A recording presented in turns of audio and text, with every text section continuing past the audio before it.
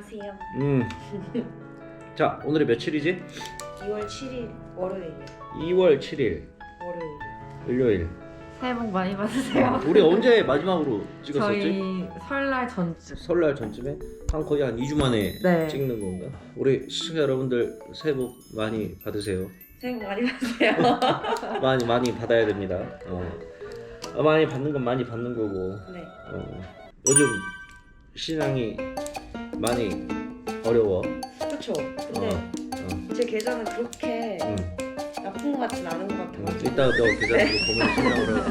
지금 1월 한 달간만 네. 코스피와 코스닥 지수가 고점 찍고 나서 어마어마하게 빠졌어.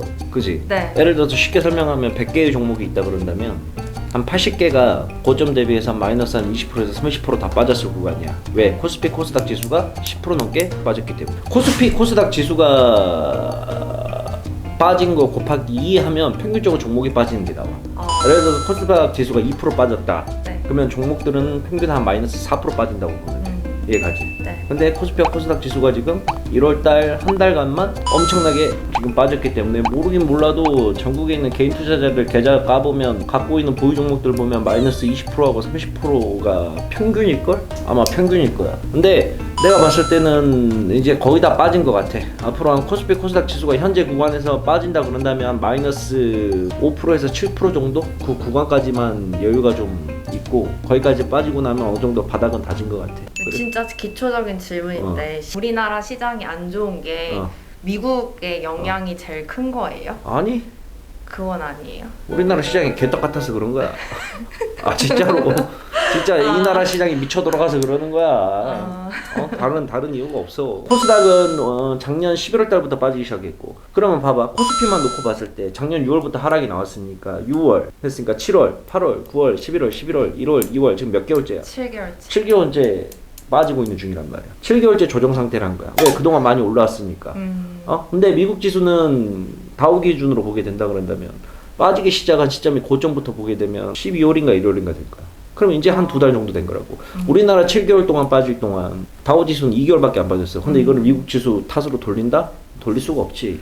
그러면은 그냥 우리나라 시장이 이유 없이 계속 빠지는 거예요? 우리나라 원래 시장은 자체가 투기판이니까.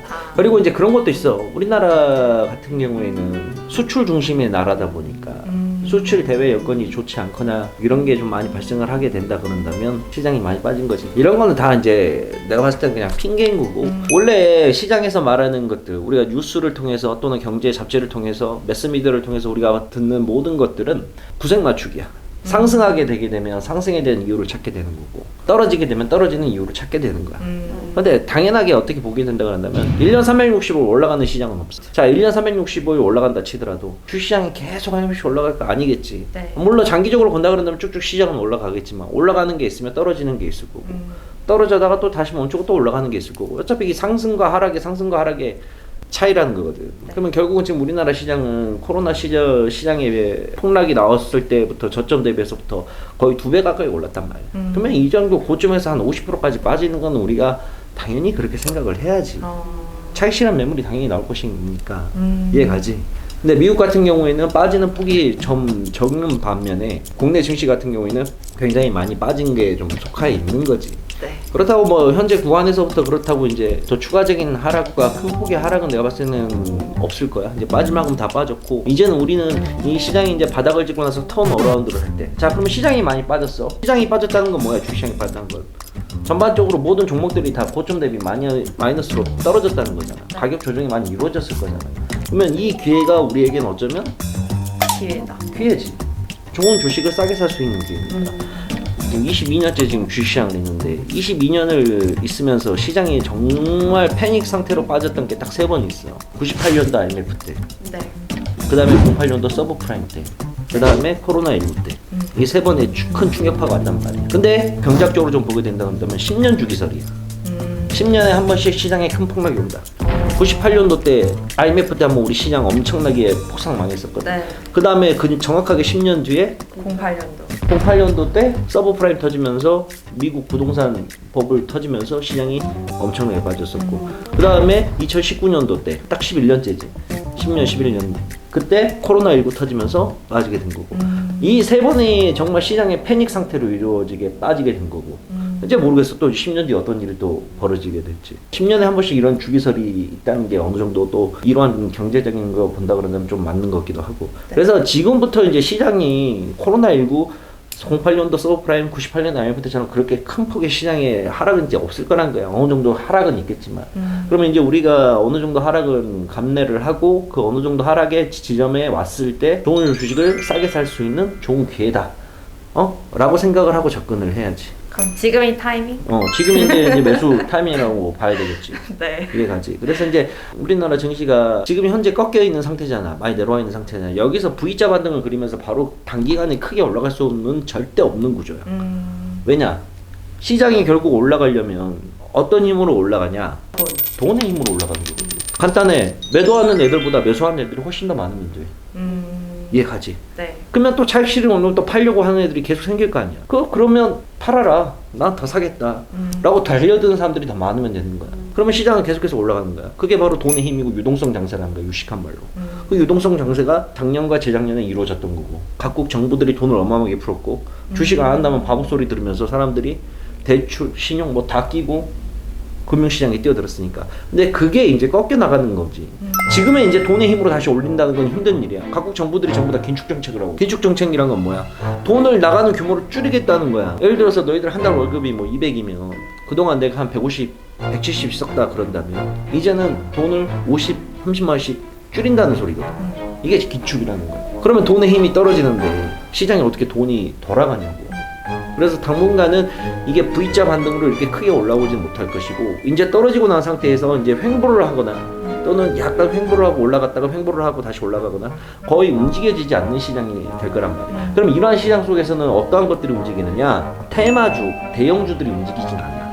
오늘 아침 방송에서 말씀하셨는데 뭐가 움직여? 바로 개별주들이 움직이기 시작해. 작년에 코로나19 때문에 꺾였다가 확 올라올 때는 코로나19 관련된 진단키트들이라든지 언택트라든지 엄청난 많은 테마들이 계속해서 순환매를 돌면서 2차전지고 뭐고 순환매가 돌면서 시장을 끌어올렸어. 근데 이제는 횡보장에 들어가게 되면 테마가 움직이는 게 아니라 각 종목들 개별마다 움직이게 된단 말이야. 그럼 이 개별 종목들이 어떤 것들이 움직이느냐? 실적과 재무가 바탕이 되는 저평가 주식들이 움직이기 시작을 한다는 거야. 그래서 지금부터는 아마 종목고리가 더 어려워져. 왜 테마가 움직이지 않으니까. 테마가 움직이게 되면 예를 들어서 진단키트가 움직인다. 그러면 진단키트 중에 아무거나 하나 잡으면 그냥 같이 움직이거든. 근데 이제는 테마 자체가 없이 개별 종목들로 움직이다 보니까 개별 종목 하나하나를 놓고 우리가 종목 분석을 하면서 가져가야 된다는 거야. 이해가지? 그러니까 그런 것들을 우리가 중심으로 매매를 좀 짜야 되고. 자, 3월 달에 보게 되면 이슈들이 몇 개 있어. 3월 달에 자, 첫 번째로 너희들 알고 있는 이슈가 뭐야? 대선이 있지. 그지? 첫 번째 이슈고, 그 다음에 두 번째 3월 달에는 회계 감사 시즌이 있어. 회계 감사 시즌이라는 건 뭐냐? 코스피 코스닥에 상장되어 있는 모든 기업들을 회계 감사가 들어가. 얘네들이 매출과 영업이익과 순이익을 그 밖에 수많은 지표들을 보놓고 회계를 보놓고 부정이 있었는지, 정말 이게 매출액과 영업이익과 순이익이 맞는 건지 공식적인 법무법인이 회계사로부터 감증을 받는다고. 그래서 이런 회계 시즌이 있어요. 그 다음에 세 번째가 뭐였지? 몰라, 갑자기 기억이 안 나는데 세 번째 뭐였었지? 잠깐만. 첫 번째 대선 회계 감사 시즌. 그 다음 하나 더 있는데 왜 갑자기 기억이 안 나냐? 회계 감사 계절이 바뀌죠. 하나 더 있었는데 왜 갑자기 기억이 안 나냐? 아, 답답해. 니들 그거 느낌 알지? 기억나는데 기억 안 나고 잊어버린 거. 사야 되나? 아니야, 내가 기억해낼게. 아, 3월달에 이제 실적 발표가 있어. 실적 발표 시즌이야. 실적 발표. 그러니까 모든 코스피와 코스닥의 상장사들은 3개월에 한 번씩 실적을 내야 돼. 그러면 3개월에 한 번씩이면 1년이면 몇 번 내야 돼? 4번 내야 되는 거야. 1분기, 2분기, 3분기, 4분기. 그러면 4분기 실적이 3월달까지가 모든 기업들이 발표를 해야 돼. 그래서 대선 이슈, 회계감사, 이 실적 발표가 다 마무리가 되는 3월달부터 이제 시장이 어느 정도 다 이슈가 다 마무리가 되게 되면 조금씩 올라갈 거라고 나는 지금 큰 그림으로 내다보고 알았지? 이거를 방금 내가 이야기하는 건 모르겠어. 너를 위해서겠어? 모두. 너를 비롯 이거 보고 있는 모든 시청자분들께 정확하게 시장 설명을 좀 이야기를 해드리고, 너무 하락에 대해서 크게 이제 걱정하지 마라. 이제 암울한 기간은 슬슬 끝나가니까 다시 우리가 해보자 라는 내용으로 이야기를 하는 거야. 3월달까지 3월달까지는 좀 보면서 지금부터 우리가 해야 될 건 뭐냐, 고점 대비 많이 떨어져 있는 좋은 기업들을 좀 찾아내는 노력이 필요하다는 거지. 네. 고점 대비해서 하는 거는 기본적으로 어떤 기업들이라고 그랬어 내가? 너 뭐라고 그랬어? 아니, 재무제표? 저평가가 되어 있다 안 되어 있다, 종목을 찾을 때 기본적으로 알아봐야 될 것들을 내가 뭐라고 그랬어? 회계, 실적. 너 종목 찾을 때 너 지금 계좌에 들어가 있는 종목 찾을 때 어떻게 찾았어? 회사 알아보고 회사의 그 실적이 좋은지 알아보고. 그래, 첫 번째 회사 실적이 좋은지 알아보고, 그 다음에 또 차트 보면서 내가 고점 대비 몇 프로 떨어져 있는 종목도 찾았었어. 40%? 그렇지, 마이너스 40% 이상 가까이 떨어진 기업들. 이거 두 개만 알고 있어도 종목 찾는데 크게 어려움이 없다고. 네.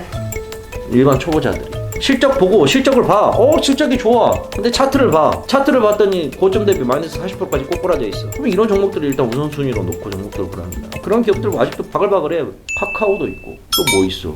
카카오 게임즈도 있고, 이름만 되면 아는 기업들 많아. 그 다음에 파로비스도 있고 네이버도 있고. 그러면 지금부터 이런 종목들을 찾아보고 싸먹싸먹 밑에서 모아가면 되는 거야. 한 번에 종목들을 살려고 그러면 사람들이 그래. 돈이 없어요.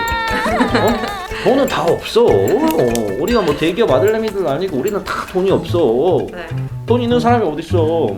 돈 거의 다 없어. 내가 말하는 거는 우리는 다 돈이 없는 사람이기 때문에 생각날 때마다 돈이 있을 때마다 그냥 사라는 얘기야. 내가 이번 달에 한 50만 원이 남아, 그럼 50만 원어치 사는 거야. 다음 달에 한 또 30만 원이 남아, 30만 원어치 또 사는 거야. 그렇게 차분히 모아 나가봐. 그럼 방금 말한 이런 기업들 대형주들만 하더라도 연말 가봐. 연말이 뭐야, 한 5, 6개월만 반년만 들고 있어도 한 2, 30%는 수익 날걸? 기본적으로. 그래서 이러한 내용들을 좀 기억을 하고 마음속에 담아두고 매매를 진행을 하라고. 자, 오늘은 이렇게 해서 이제 전체적인 시황을 이제 알아봤고, 다음 시간에는 너 계좌 보면서 다음 영상에서 이제 바로 이제 이 계좌에 대해서 한번 알아보자고. 이거 같은 날에 촬영한 겁니다. 2월 7일 월요일날 촬영한 거고, 지금 촬영 시간이 좀 길어져서 전편, 후편 이렇게 나눠서 영상 편집해서 올릴 거예요. 오케이, 그래서 여기까지 전편 해서 하고 후편 가서 계속 이어서 하자고. 네.